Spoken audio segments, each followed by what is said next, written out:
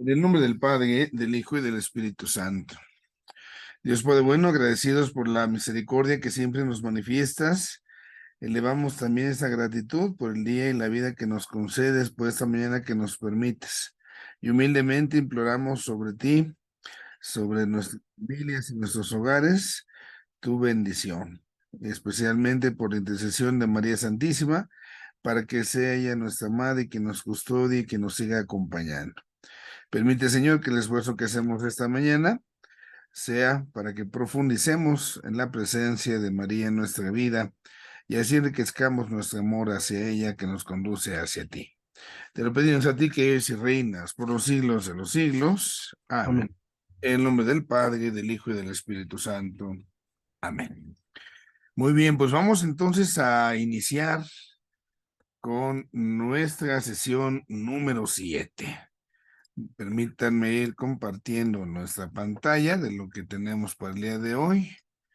Entonces, esta sesión 7, ahí de acuerdo a lo que vamos siguiendo en el manual, ahí estamos ya compartiéndola, perfecto. Es lo que tiene que ver con la Santísima Virgen en los escritos de San Juan. Y es una de las partes también así muy, muy, muy hermosas. Así como veíamos la semana pasada la Virgen María en esta parte de San Lucas, podemos darnos cuenta también cómo en el Evangelio de Juan, la Virgen también se está ahí expresando y manifestando de una manera hermosa. Y entonces, la imagen que coloco ahí para ustedes sintetiza en ese sentido lo que vemos, ¿no? Bodas de Caná, y después esta parte, cómo está ella sosteniendo su corazón, porque es el otro momento donde María aparece precisamente en el Evangelio de Juan, que es el momento de la pasión, en el momento de la cruz. Entonces, en este icono quedan muy bien expresadas estas realidades de la Virgen en el Evangelio de Juan. El objetivo que tenemos es descubrir precisamente la figura de María que aparece en esos escritos de Juan. Pues vamos con nuestra introducción para ir viendo qué tenemos acá. El Evangelio de Juan, sabemos nosotros, pues es el evangelio más teológico. Se dice por eso de San Juan. Él es un evangelista, claro, nos cuenta las buenas noticias, pero junto con ello lo hace de una manera teológica. Es decir, ya es un evangelio más pensado, más elaborado. Todo lo que Juan va diciendo y va conteniendo ahí precisamente en su enseñanza, ya está muy, pero muy bien hecho. Y esto nos deja con dos cosas.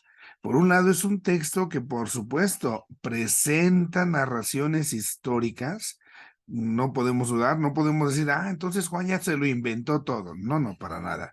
Son cuestiones históricas, pero también Juan le concede a esa parte histórica un simbolismo muy rico.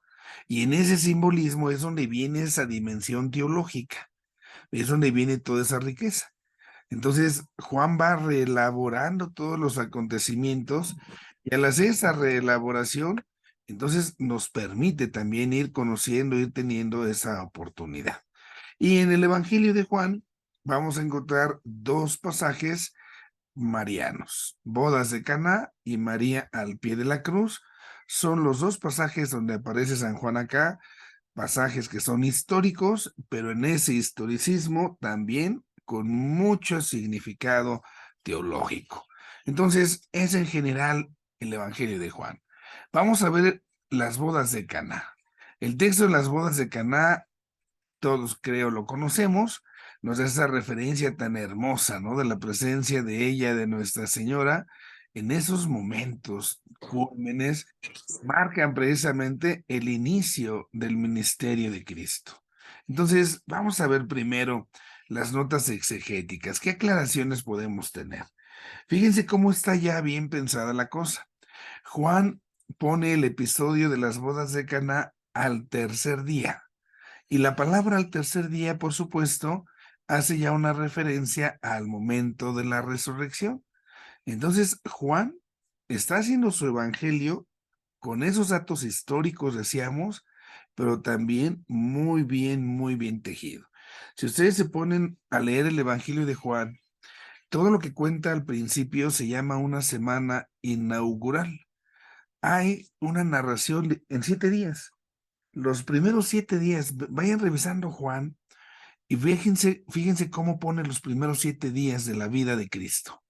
Y esos 7 días se asemejan a la creación que nos presenta el Génesis, de tal manera que lo que presenta Juan es como una nueva creación.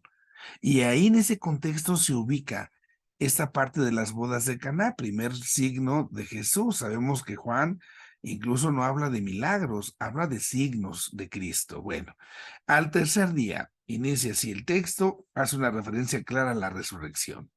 Viene esta parte de la necesidad. No tienen vino. Es todo un drama, sabemos nosotros. ¿Por qué un drama? Porque es una fiesta y en la fiesta se busca que haya alegría. Y el vino es un elemento de alegría para una fiesta. Esta parte del vino, además, en la cultura de Jesús es bien importante. Sabemos, pues, en el contexto, pues la facilidad, podemos decir así, para que haya vino. Para nosotros a lo mejor en algunas circunstancias no resulta tan simple, tan sencillo, pero allá pues el tener vino, pues es algo más común, es algo más normal. Que no hubiera vino es así como que de plano sí estaban requete jodidos y de plano no habían previsto bien las cosas porque eran cosas fáciles de conseguir. Pero aquí es donde entonces tenemos que dar el salto. Porque cuando María va con Jesús y le dice, no tienen vino, sabemos que no se trata solamente de lo material, está más allá de eso. María no solo está pidiéndole, no le está pidiendo solo a Jesús el vino, está pidiéndole que use su poder para que haga milagros. Está, digamos, como abriendo la puerta de la gracia. Está como abriendo la acción de Cristo y queriendo inaugurarla. El vino como signo de alegría, podemos decir nosotros, cuando en un matrimonio se acaba el vino, se está acabando la alegría. Y no hay mejor intercesora que ella, que Nuestra Señora.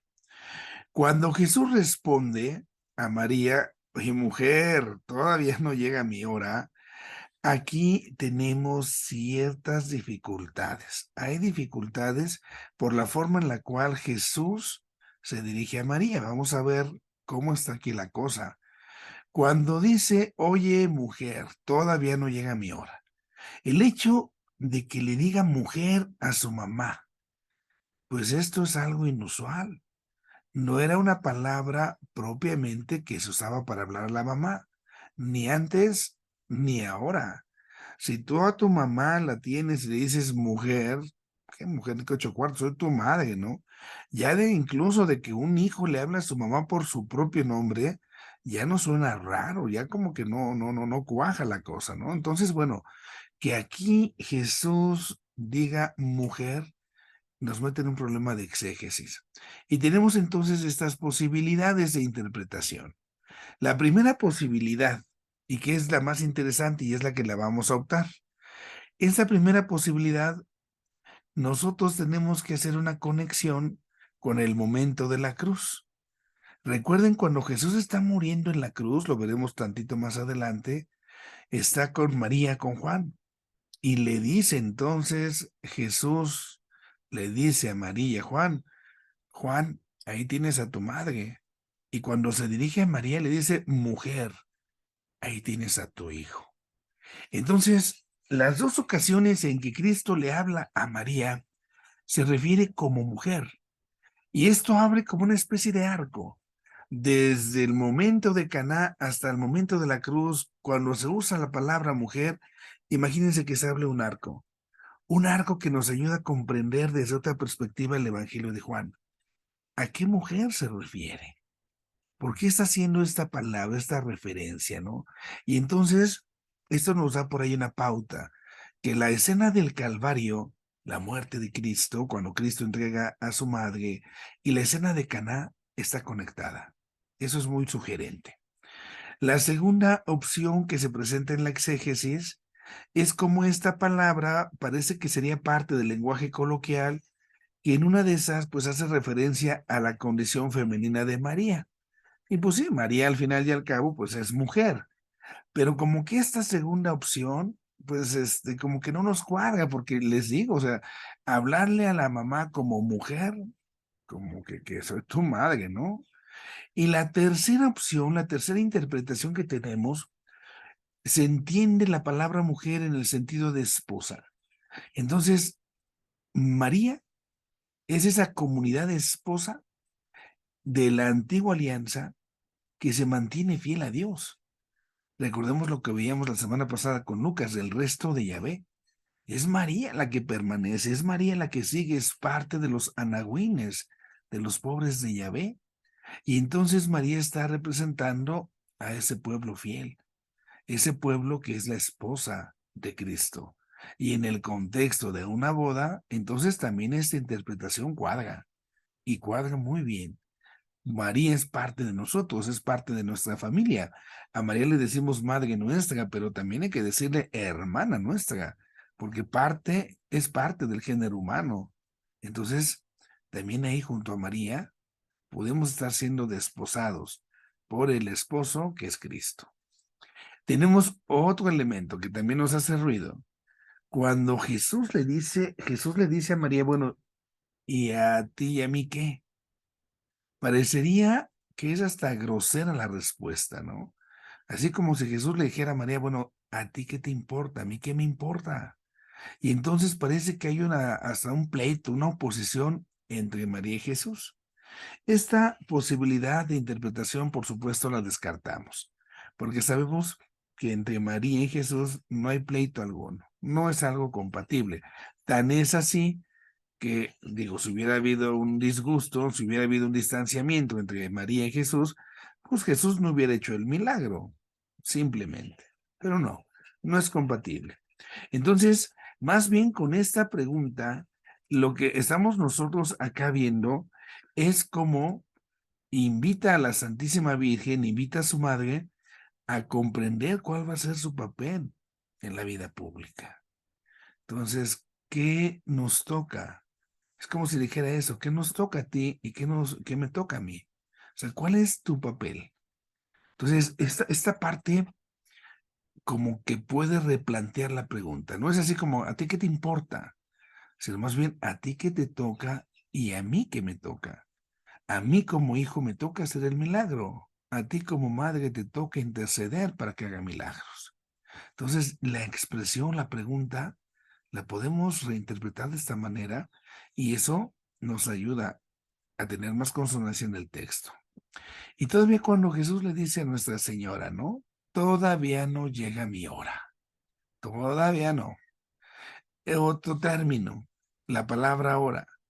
También en Juan, cuando se usa la palabra hora, es para hacer referencia cuando Jesús va a sufrir su pasión y pasa por su resurrección. Es la hora de la gloria. Cristo es glorificado en su sufrimiento y es glorificado ahí, por supuesto, venciendo la muerte. Por eso entonces, cuando dice todavía no llega mi hora, ahí también se abre otro arco.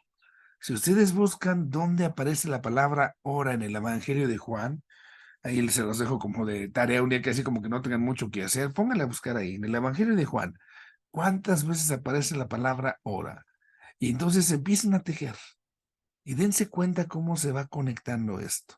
Entonces, aquí lo que nosotros nos encontramos es que la Santísima Virgen tiene que permanecer así como en cierta penumbra, en cierta oscuridad, hasta que sea la glorificación del Hijo en el momento de la pasión, en el momento mismo de la cruz. Esto es entonces lo que nos encontramos acá en esta parte, ¿no? Vemos al tercer día, no tienen vino, y entonces viene esa respuesta, ¿no? Que Jesús concede, mujer, que me bate a mí. Un paso más. Cuando Jesús le dice al novio, tú has guardado el vino de calidad hasta ahora, tú has guardado el mejor vino hasta ahora, ¿no?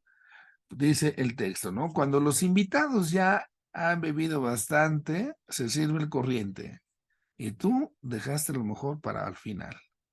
Y eso lo sabemos en una fiesta, en una borrachera, ¿no? Primero se empiezan a tomar y una bebida bien fina y no sé qué, pero ya cuando están bien borrachos los borrachos, empiezan a sacar lo más corriente que tienen por ahí, ¿no? Ya lo que importa es seguirla, no importa ver qué tomo.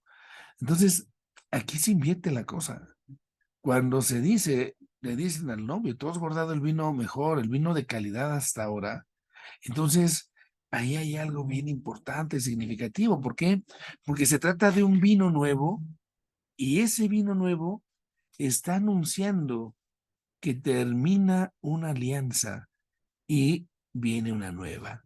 Termina esa boda antigua, termina esa boda, ese pacto de alianza entre Dios y su pueblo Israel, para anunciar ahora el nuevo pacto, la nueva alianza entre Dios y el nuevo pueblo. Y otros temas que se tocan en este pasaje tienen que ver con la gloria, con el signo, con la fe. Sí, Cristo manifiesta ahí su gloria, y este signo, no milagro, para que los discípulos creyeran, ¿no? Entonces, todo esto podemos darnos cuenta, confirma esta parte de que se trata ya de una nueva alianza, y que ahí en Caná se sintetizan, se reúnen los temas que Cristo habrá de tratar. Entonces, tenemos estos 5 elementos como la nota exegética para entender y comprender bien esta partecita. Vamos ahora con el sentido cristológico. El sentido cristológico. El momento de las bodas de Caná significa un momento de epifanía. La palabra epifanía, recordemos, es palabra que significa manifestación. Cristo se manifiesta él mismo ante los demás. Tenemos varios momentos de epifanías, de teofanías. Una epifanía tiene que ver, por ejemplo, cuando van los magos de Oriente. Recordemos que de hecho así se llama la fiesta litúrgica, ¿no? Cuando llegan los Reyes Magos, decimos, es la fiesta de la Epifanía del Señor. Cristo que se manifiesta a todos los pueblos. Pues aquí, en el Evangelio de Juan, estas bodas de Caná son una epifanía de Cristo. ¿Por qué? Porque está manifestando su grandeza, está manifestando su poder, está manifestando quién es. Así entonces se está dando un cambio, ese cambio de la economía, de la forma en cómo se hacían las cosas antes en la antigua alianza, y ahora se pasa a la nueva alianza.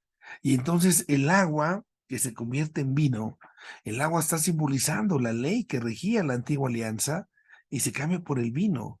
Sabemos que en el vino encontramos nosotros ese signo, lo que será la sangre de Cristo.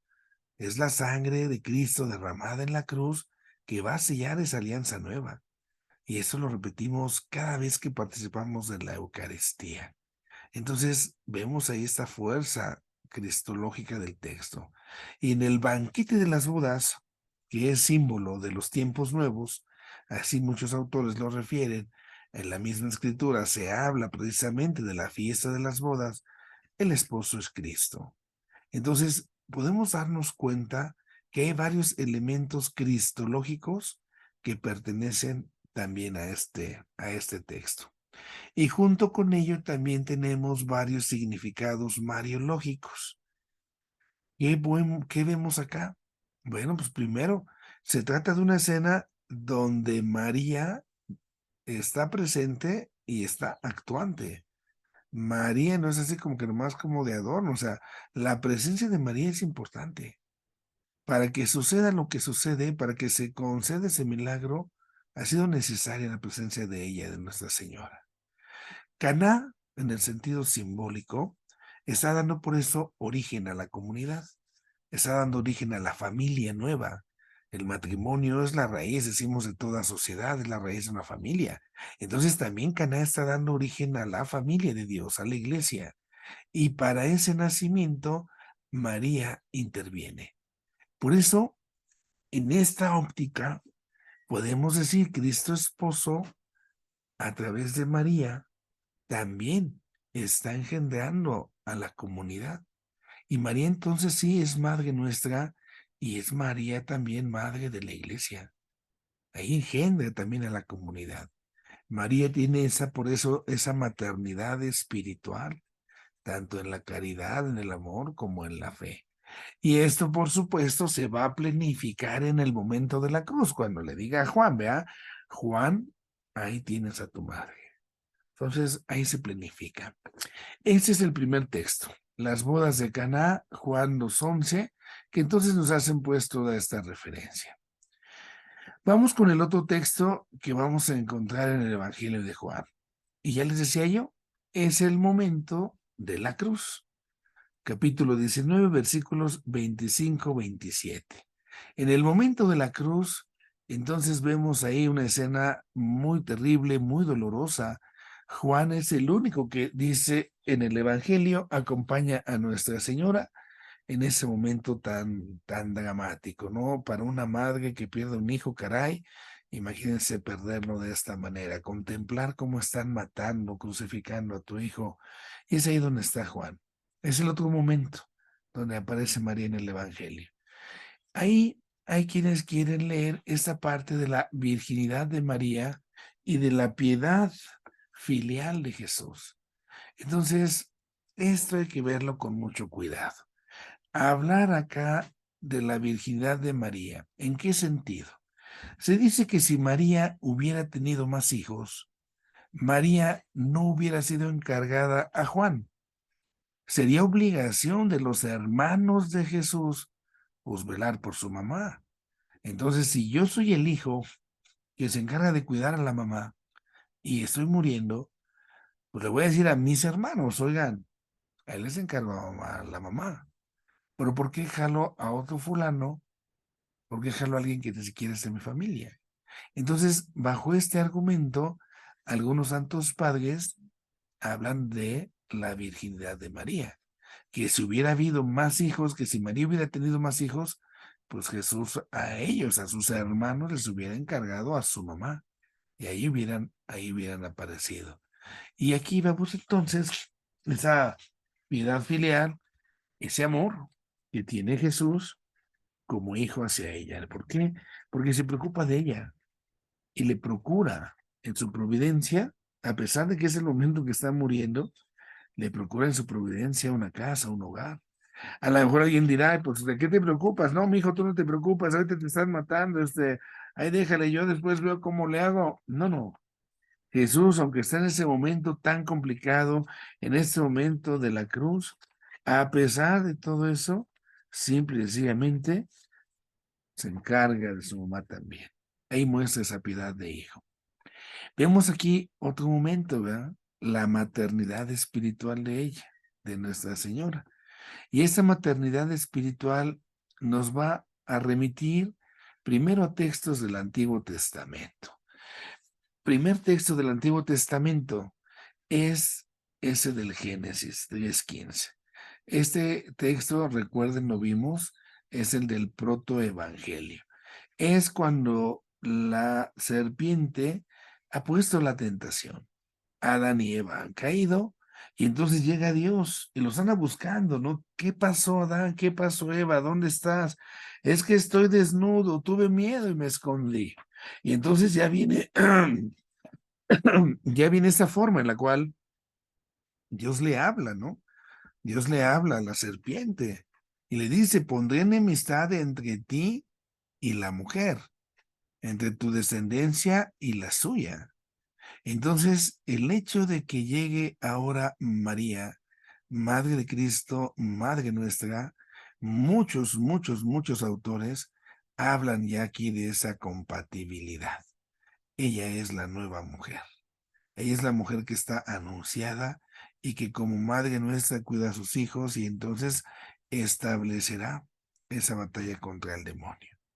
María es esa mujer que entonces también está al lado de su hijo en el momento de la resurrección, en el momento de todo esto que ha pasado, la redención, cómo va haciendo la salvación, ahí está, al pie del cañón, ahí está presente, ¿no?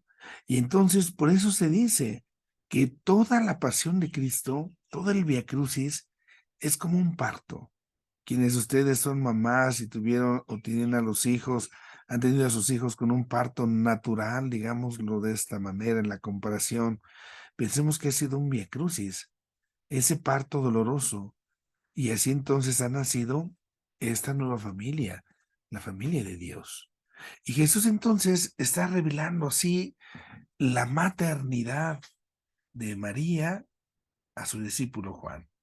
Juan será el prototipo, será el modelo de los que sigamos a Jesús, será el modelo del discipulado. Y entonces, por eso decimos que en Juan nosotros también recibimos a María como madre nuestra. Y esta filiación de Juan también la recibimos nosotros y somos por eso hijos de ella. Y viene ahora lo que decíamos, la conexión con lo que pasó en las bodas de Caná.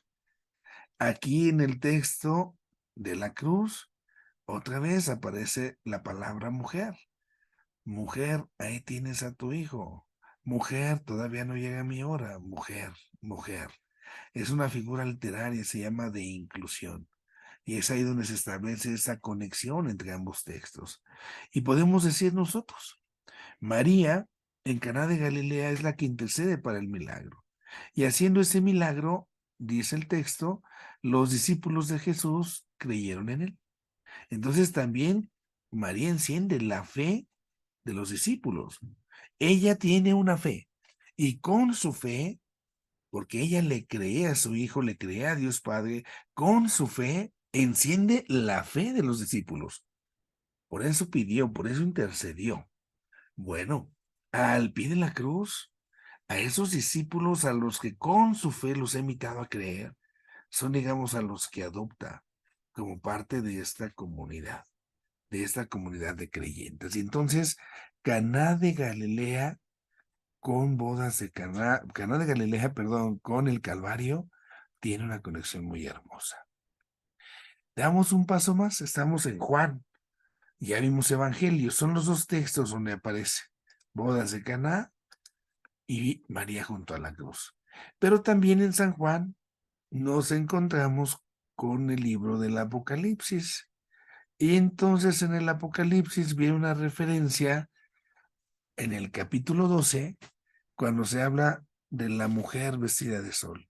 La mujer que establece una batalla en contra de la serpiente.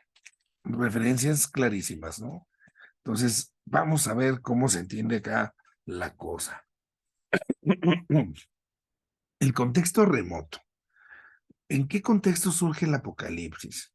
Entonces, el Apocalipsis está surgiendo en un periodo de persecución violenta. La iglesia está siendo perseguida. Y entonces, los primeros cristianos han sido como expulsados de esa zona de Jerusalén. Han tenido que empezar a huir porque están sufriendo persecución. El mismo San Pablo, ¿no? Recuerden ustedes cómo anda pidiendo credenciales para perseguir a los cristianos. Ahí, digamos así, les sale el tiro por la culata a los enemigos de Cristo, porque en lugar de haberlos encapsulado, se fueron expandiendo y fueron poniendo nuevas comunidades en muchos lugares. Y al ir creciendo, entonces hay gente que no los quiere, a los primeros cristianos. Tienen enemigos, y un enemigo muy fuerte de ellos es el mismo imperio. El imperio romano no ve con buenos ojos esto. Y entonces vienen persecuciones, y es acá donde surge el Apocalipsis. Y por eso el Apocalipsis tiene un lenguaje muy particular. Es importantísimo, ojo, no perdamos de vista géneros literarios, porque en el Apocalipsis vamos a encontrar palabras que pueden espantar a más de alguno, que pueden decir, ay, no, no, padre, ni me hable del Apocalipsis porque a mí me da miedo cuando dice que no sé qué, que no sé cuánto. A ver, espérate, no son cosas literales. Yo les pongo siempre este ejemplo. Imagínense como cuando andaban de novios o de novias, ¿no?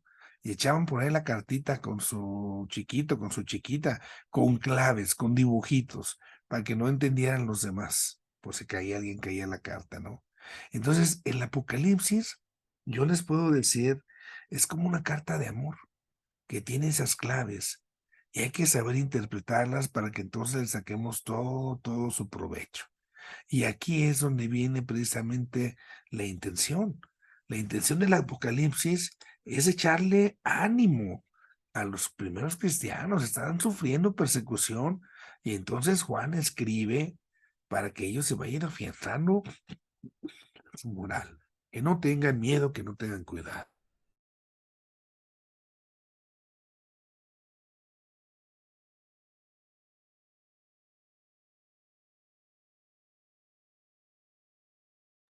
Bueno, entonces el Apocalipsis ese es su contexto. ¿Dónde brota este versículo 12:1 cuando se nos presenta a la mujer vestida del sol? Aquí hay que afirmar esto. Esta imagen de una mujer vestida del sol no es algo original de la Biblia. Es una figura, es un mito que está extendido en aquella época en todo el imperio, desde la zona de acá de lo que es hoy Europa hasta las zonas de lo que hoy es la India. Esa figura era muy utilizada. Entonces, no es un elemento original, pero, pero también hay que decir esto. Aunque no sea algo original, lo cierto es que el texto bíblico presenta elementos únicos. No es igual al mito, hay diferencias y esa es la que nos enriquece. Entonces es como en algún momento el evangelio, la escritura, se va inculturizando, toma elementos de estas culturas donde se va expandiendo y los va cristianizando, digámoslo de esa manera. Y así entonces vamos a encontrar para esta mujer vestida del sol, como también hay referencias en el Antiguo Testamento. Vamos con esta primera interpretación, una interpretación eclesiológica. Aquí no es fácil llegar a un acuerdo entre los estudiosos, pero eso es lo que podemos decir respecto a personajes.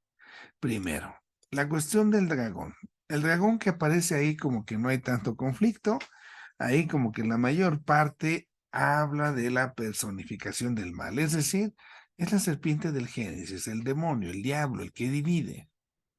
La segunda figura que aparece es un hijo. Recuerden que aquella mujer quiere dar a luz y tiene entonces esta preocupación porque el dragón quiere destruir al hijo. El hijo que nace de la mujer, por supuesto, la referencia clara, es Cristo, es el Mesías. Pero, ¿quién es la mujer parturienta? ¿A quién se refiere? Entonces, aquí nosotros podemos afirmar esto. Esta mujer parturienta es aquella que tiene las mismas características que la hija de Sión, la hija de Jerusalén, aquella que ya contemplamos, que ya vimos cuando hablábamos de los profetas. Entonces, todo aquello que se anunciaba en esta mujer, Antiguo Testamento, se está cumpliendo ahora en esta que tenemos acá en Apocalipsis, María. La referencia a la iglesia, así como se hace referencia a María como esa mujer que da vida a Cristo, también puede aplicarse a la iglesia, y lo aceptan muchos, porque también la iglesia sigue siendo aquella que le da vida a Cristo. Entonces la mujer es la madre del Mesías y es la iglesia misma, es el nuevo pueblo de Dios, es el nuevo Israel. Ahí tenemos entonces esta primera interpretación que es eclesiológica. Versículos 12:1, capítulo 12 de Juan. En el Apocalipsis, perdón. Hay una interpretación mariológica. ¿Qué podemos sacar acá de María? Entonces, bueno, nosotros estamos de acuerdo en nuestros estudios que se hace referencia a María. ¿Por qué? Porque está dando a luz. Entonces, es la mujer que va a dar a luz. Y la mujer que va a dar a luz, pues ya nos pone en referencia a Nuestra Señora cuando iba a dar a luz a Cristo. Hay una referencia a la mujer del Génesis, aquella mujer que cayó en pecado, Eva. Ahora esta mujer va a ser ahí asumida por una nueva mujer, por lo que se llama la nueva Eva. Es María. ¿Por qué es la nueva Eva? Porque ella es la que nos va a traer al Salvador, al Mesías, nos trae la victoria. Y así entonces María es la figura central que está dejando ver a esa hija de Sión, a la Jerusalén, que todos los profetas habían anunciado, y es también la que nos deja ver a esa iglesia, que es la nueva Jerusalén, que nacerá del costado de Cristo. Entonces, ahí tenemos estos elementos de interpretación mariológica. Doy un paso más, ¿sí? Mostrando ahora una conclusión de lo que tenemos. Entonces, el Evangelio y el texto del Apocalipsis, que son textos juánicos, nos están mostrando cuál es el lugar de María en el plano de la salvación. Ahí nos están mostrando esto, su maternidad espiritual. Y de manera en general podemos tener estas conclusiones. La primera, a veces puede dar la sensación de que no hay muchas citas bíblicas que nos hablen de María. Pero miren, lo que hemos visto hasta ahora en estas clases, en estas sesiones, nos damos cuenta que lo que hay es suficiente, es bastante rico y es muy variado. Estos textos, especialmente de Juan y de Lucas, están llenos de tanto simbolismo, ahí lo vemos. Otra conclusión, el Nuevo Testamento nos ayuda a comprender a la Virgen María desde el Antiguo Testamento, porque en el Antiguo Testamento había profecías que entonces en María se empiezan también a cumplir. Por eso, la Virgen María es vista como esa encarnación del pueblo nuevo de Dios. Ella es la hija de Sión, es el nuevo templo, es el arca de la alianza donde va Cristo, donde va Dios.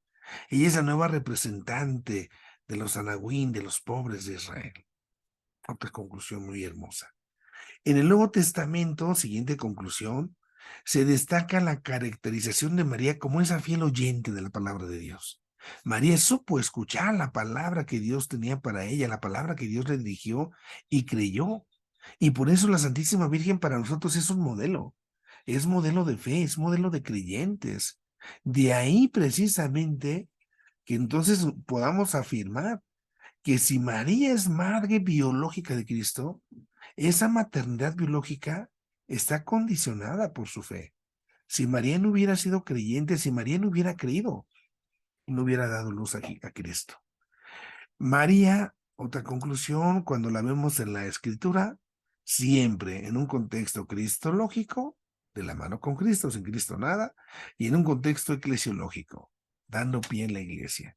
Por eso María es como una especie de conexión entre Cristo y iglesia.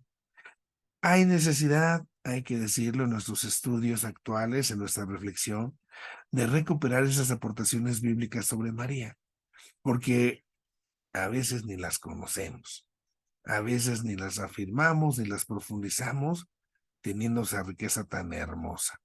Y tanto la escritura como la fe de la iglesia dan testimonio de esta forma, ¿no? La presencia de María entre nosotros es ya un milagro. Y esto la hace a ella una criatura, claro, es parte de la creación, no es Dios, pero es una criatura perfecta. Y ese milagro es el que permite que Cristo vaya a estar entre nosotros. Entonces, estas serían las conclusiones de estos elementos bíblicos que hemos estado viendo. Aquí está. Entonces, esta sesión 7, María en los escritos de San Juan. Dejo de compartir pantalla, doy pie si hubiese alguna pregunta, alguna duda, para que la podamos externar, por favor.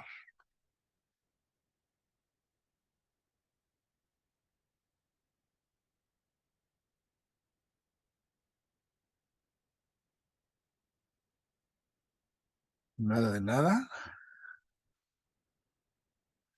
Alfonso.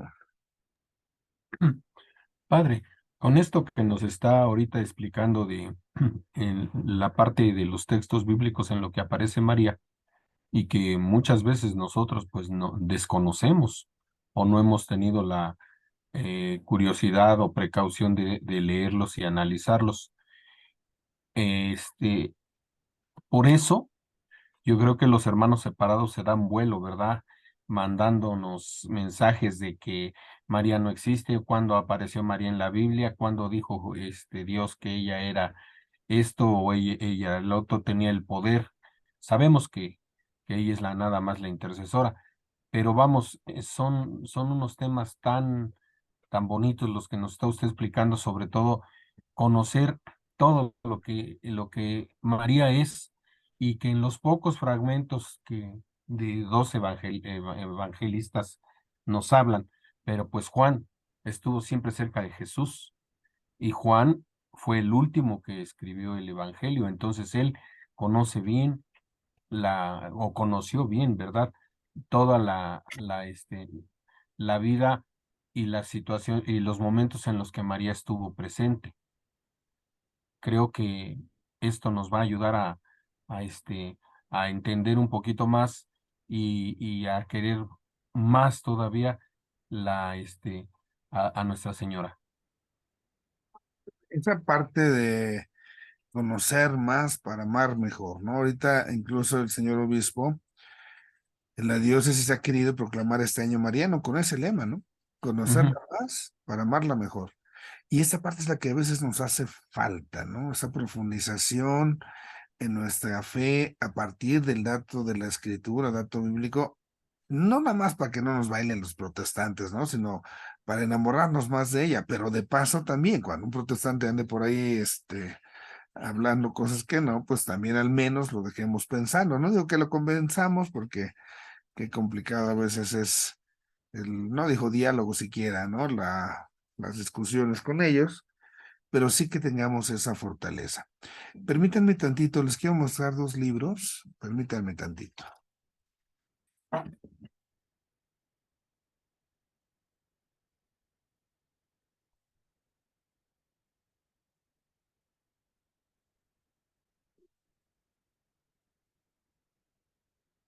Ok, esta parte de Juan, hay un libro que yo me encontré hace tiempo que me encantó en la vida, se llama Personajes del Cuarto Evangelio.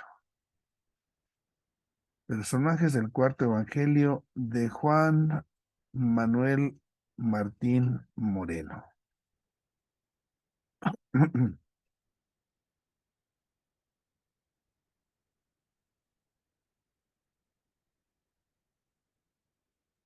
Les digo, ya tiene sus ayeres. Este está editado, no sé si sigue editado por los mismos, de la Universidad de Comillas, allá en España. Ajá. Es ahí la edición de la que yo tengo, les digo, ya tiene sus ayeres, ¿no? Pero es un libro muy hermoso, va metiéndonos en todos los personajes del Evangelio de Juan y por supuesto María. Y el análisis que hace, que nos presenta la guía, ¿no? De María como mujer y la hora. Con esas dos palabras juega muy padre este autor. Entonces, si algún día se lo topan, se lo cruzan. Y está este otro libro, que ya no sé si lo editen incluso, pero es el Apocalipsis. El Apocalipsis, esperanza, valor y alegría. Esperanza, valor y alegría. Son 3 tomos chiquititos, tan relgaditos. Ahí se ven los autores. Carlos, a ver si alcanza a visualizar. Carlos Mesters. Carlos Mesters. Y Francisco Orofino. Francisco Orofino y Carlos Mesters. La editorial es de Buena Prensa. Una editorial nuestra, una editorial nacional. En ese sentido, de ahí la facilidad quizás de conseguirlos también, ya tienen sus ayeres, son del año 2000, son como circulitos bíblicos, son 3 libritos, 3 tomos muy delgadillos y con un lenguaje muy sencillo. Si en algún momento les hace ruido esta parte del Apocalipsis, estos 3 libritos como una especie de introducción que nos plantea de manera general de qué se trata y esto se los recomiendo mucho, esos textos. Bueno, no sé si hubiese alguna interrogante más, alguna pregunta más. Si Dios da licencia, ya con eso cerramos la parte bíblica y la próxima semana entramos a lo que es la fe de la iglesia. Y ya vamos a empezar entonces a ver ahora los dogmas de la Santísima Virgen María. Dios permita. Bueno, en el nombre del Padre, del Hijo y del Espíritu Santo. Te agradecemos, Padre Dios, por la presencia tuya entre nosotros, especialmente a través de Nuestra Señora. Permítenos reconocer en ella un modelo de fe, así como ella creyó en ti para recibir en su vientre a tu Hijo Jesús, movida por el Santo Espíritu. Concede que también nosotros, como ella, creamos en ti para que sigamos recibiendo a Jesús y sigamos siendo dóciles a la acción de tu Espíritu Santo. Este esfuerzo que hoy hacemos lo ofrecemos también por cada una de nuestras familias y por cada una de esas personas que se encomiendan a nuestra oración. Que el Señor esté con ustedes. Y les bendiga Dios Todopoderoso, Padre, Hijo y Espíritu Santo. Amén. Muy bien.